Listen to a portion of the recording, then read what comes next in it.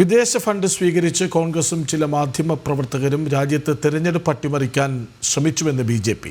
10 മലയാളികളടക്കം 86 പേർ വിദേശ പണം കൈപ്പറ്റി രാജ്യ താൽപ്പര്യങ്ങൾക്ക് വിരുദ്ധമായി പ്രവർത്തിച്ചു. വിദേശ സ്വാധീനത്തിലുള്ള മാധ്യമപ്രവർത്തനം രാജ്യത്ത് ആഭ്യന്തര പ്രശ്നങ്ങൾ സൃഷ്ടിച്ചുവെന്നും ബി.ജെ.പി. ഐ.ടി. സെൽ മേധാവി അമിത് മാളവ്യ ആരോപിച്ചു. വിവരങ്ങളുമായി ജിഷ്ണു കൃഷ്ണൻ ഒപ്പം ചേരുന്നു.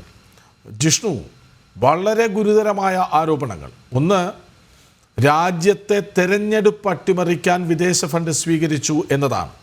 2, അതിൽ മലയാളികൾ 10 പേരുണ്ട് എന്നതാണ്. മാധ്യമപ്രവർത്തകരുമുണ്ടാകും. രാജ്യ താൽപ്പര്യങ്ങൾക്ക് വിരുദ്ധമായി പ്രവർത്തിച്ചു എന്നത് മൂന്നാമത്തെ കാര്യം. മറ്റൊന്ന്, ഇത്തരം വിദേശ സ്വാധീനത്തിലുള്ള മാധ്യമപ്രവർത്തനം രാജ്യത്ത് ആഭ്യന്തര പ്രശ്നങ്ങൾ സൃഷ്ടിച്ചു. ഏറെ ഗുരുതരമായ 4 പോയിന്റുകൾ. എന്താണ് വിവരങ്ങൾ?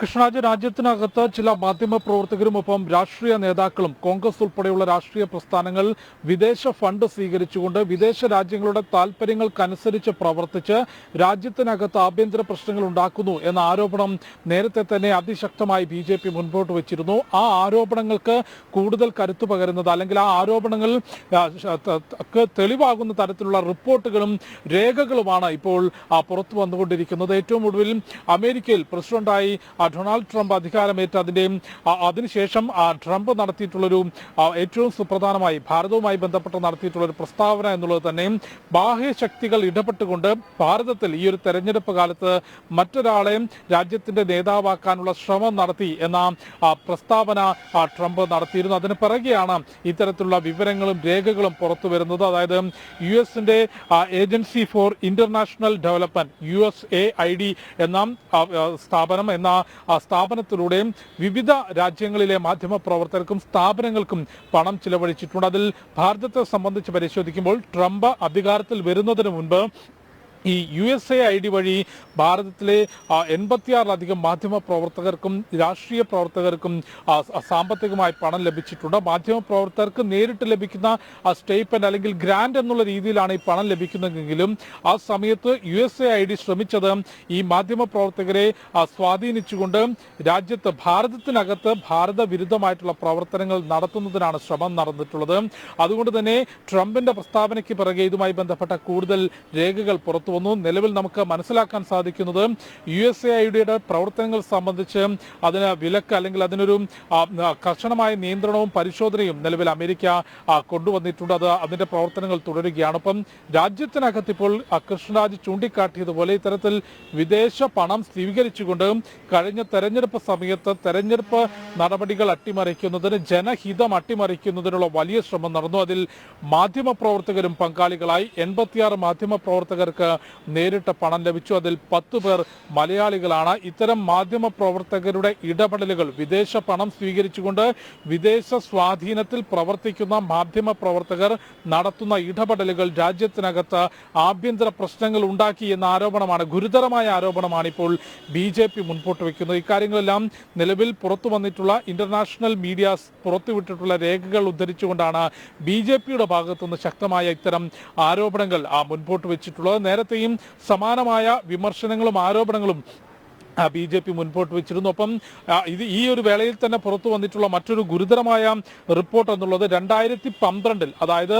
നരേന്ദ്രമോദി അധികാരത്തിലേറുന്ന 2014 ലോക്സഭയ്ക്ക് മുൻപായി 2012 തെരഞ്ഞെടുപ്പ് കമ്മീഷനെ ഉപയോഗിച്ചുകൊണ്ട് തന്നെ അമേരിക്കൻ ഏജൻസിയുമായി അല്ലെങ്കിൽ അമേരിക്കയിൽ ഇത്തരത്തിൽ വിദേശ സാമ്പത്തിക സഹായം നൽകുന്ന ഏജൻസിയുമായും ബന്ധപ്പെട്ട് പ്രവർത്തിക്കുകയും ആ ഏജൻസിക്ക് ജോർജ് സോറസ് സാമ്പത്തിക സഹായം നൽകി എന്ന റിപ്പോർട്ടുകൾ ഈ വേളയിൽ തന്നെ പുറത്തു വരുന്നുണ്ട്. അതായത് 2014 ലോക്സഭാ തെരഞ്ഞെടുപ്പിന് തൊട്ടു മുൻപ് ആ തെരഞ്ഞെടുപ്പ് നടപടികൾ അട്ടിമറിക്കുന്നതിന് രാജ്യത്തിനകത്ത് ഭാരതത്തിൽ അന്ന് UPA സർക്കാരിന്റെ കാലത്ത് തെരഞ്ഞെടുപ്പ് കമ്മീഷനുമായി ബന്ധപ്പെട്ട് പ്രവർത്തിച്ചിരുന്ന വിദേശ ഏജൻസിക്ക് സാമ്പത്തിക സഹായം നൽകിയത് ജോർജ് സോറസ് ആണ് എന്ന റിപ്പോർട്ടുകളും നിലവിൽ പുറത്തു വരികയാണ്. അത്തരത്തിൽ വിദേശ പണം സ്വീകരിച്ചുകൊണ്ട് രാജ്യത്തിനകത്ത് ആഭ്യന്തര പ്രശ്നങ്ങൾ ഉണ്ടാക്കുന്നതിന് തെരഞ്ഞെടുപ്പ് പ്രക്രിയകളിൽ ജനഹിതം അട്ടിമറിക്കുന്നതിനുള്ള വലിയ ശ്രമങ്ങൾ നടന്നു എന്ന റിപ്പോർട്ടുകളും തെളിവുകളുമാണ്. വെറും ആരോപണങ്ങൾ എന്നതിനപ്പുറത്തേക്ക് വളരെ കൃത്യമായ റിപ്പോർട്ടുകളും സർക്കാർ രേഖകളുമാണ് അമേരിക്കയുമായി ബന്ധപ്പെട്ട ഏജൻസികൾ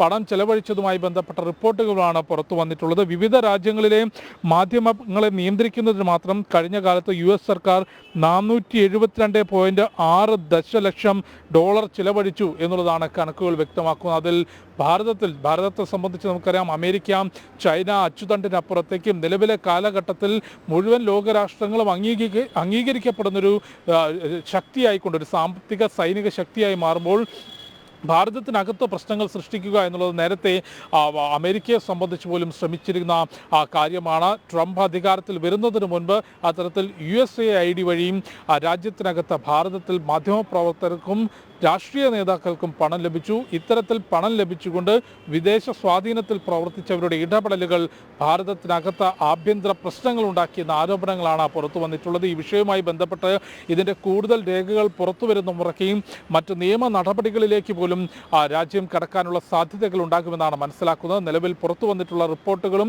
ഒപ്പം ട്രംപിൻ്റെ പ്രസ്താവനയ്ക്ക് പുറകെ ലഭ്യമായിട്ടുള്ള റിപ്പോർട്ടുകളെയും ഉദ്ധരിച്ചുകൊണ്ടും അതനുസരിച്ചുമാണ് BJP IT സെൽ മേധാവി അമിത് മാളവ്യ ഉൾപ്പെടെയുള്ള BJP നേതാക്കൾ ഇത്തരത്തിലുള്ള ആരോപണങ്ങൾ, ഇത്തരത്തിലുള്ള വിമർശനം കോൺഗ്രസിനും വിദേശ ഫണ്ട് സ്വീകരിച്ച് കോൺഗ്രസും ചില മാധ്യമ പ്രവർത്തകരുമെന്ന് ആരോപിക്കുകയാണ് BJP. അതാകട്ടെ രാജ്യത്ത് തെരഞ്ഞെടുപ്പ് അട്ടിമറിക്കാൻ 10 മലയാളികളടക്കം 86 പേർ വിദേശ പണം കൈപ്പറ്റി. അത് രാജ്യ താൽപ്പര്യങ്ങൾക്ക് വിരുദ്ധമാണ്. ആ മാധ്യമ പ്രവർത്തനം രാജ്യത്ത് ആഭ്യന്തര പ്രശ്നങ്ങൾ സൃഷ്ടിച്ചു എന്നും അമിത് മാളവ്യ പറയുന്നു. വിവരങ്ങൾ നൽകുകയായിരുന്നു ജിഷ്ണു കൃഷ്ണൻ.